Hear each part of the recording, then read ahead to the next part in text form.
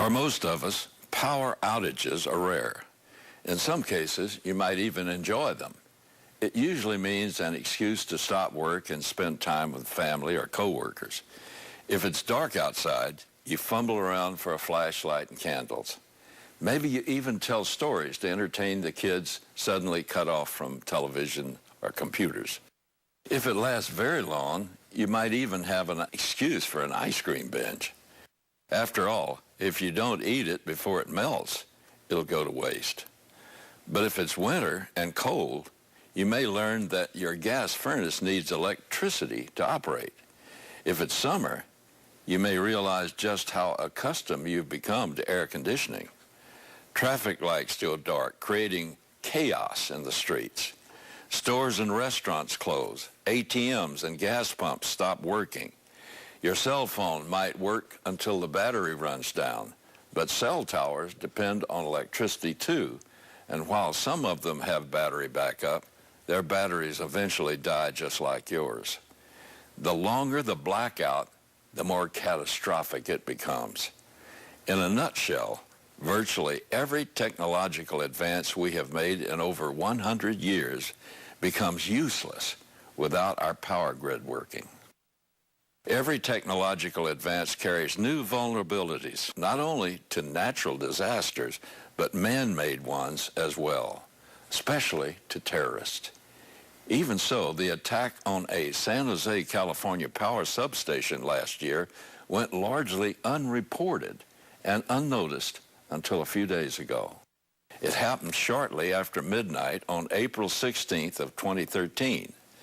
Someone cut the phone lines to a substation supplying electricity to the Silicon Valley. They then began shooting at its most strategic part, the transformers. Did you know that we have almost no replacement transformers at all for our power grids? They're not only expensive, but take time to build. We'd be without power for months for that cause alone. Law enforcement authorities initially chalked it up to young people with guns who had too much time and too many beers. After all, a transformer blowing up puts on an amazing show. But that explanation didn't stand up to a careful investigation. Police found more than 100 shell casing on the ground at the site, but not one of them carried a fingerprint. It's hard to imagine joyriding boys remembering to wear gloves while loading their weapons. Also, bored teens would not know the precise angles from which to shoot in order to inflict maximum damage. But the perpetrators of this crime knew exactly where to shoot from and what to shoot at. The New York Times said the shooting ended only a little more than a minute after it started, and then they disappeared. During that minute, the attackers took out 17 of the 23 transformers.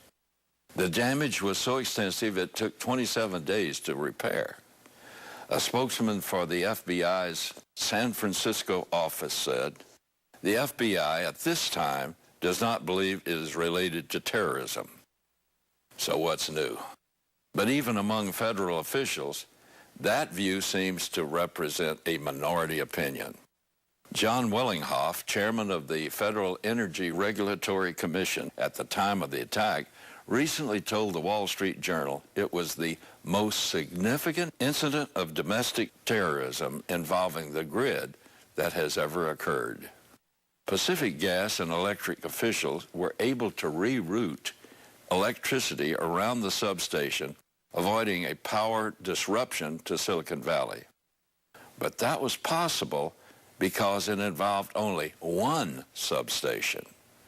A coordinated attack involving several substations could have taken out power to a significant area. And an attack like this causes great physical damage. Repair is not quick or easy. In the 10 months since the attack, there have been no arrests. Everyone agrees that America's electrical grid is a point of significant vulnerability to terrorists. For one thing, the grid is huge. In fact, it's as big as the country. There are thousands of substations and millions of miles of electrical distribution lines.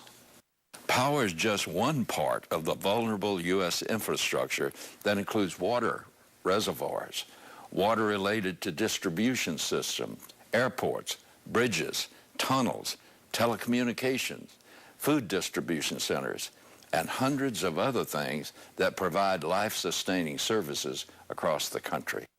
Reports like this justifiably raise concerns when coupled with threats emerging from Iran, like the recent one from General Salami. We have identified centers in America that will create a shock. We will conduct such a blow in which they, America, will be destroyed from within. Could the San Jose attack have been an Iranian dry run? Folks, we need to pray that God will open the eyes of the leaders to the myriad threats that our nation faces each day. America has so many enemies, both without and within, that only God's mercy and providence can protect us. I'll be back after this message.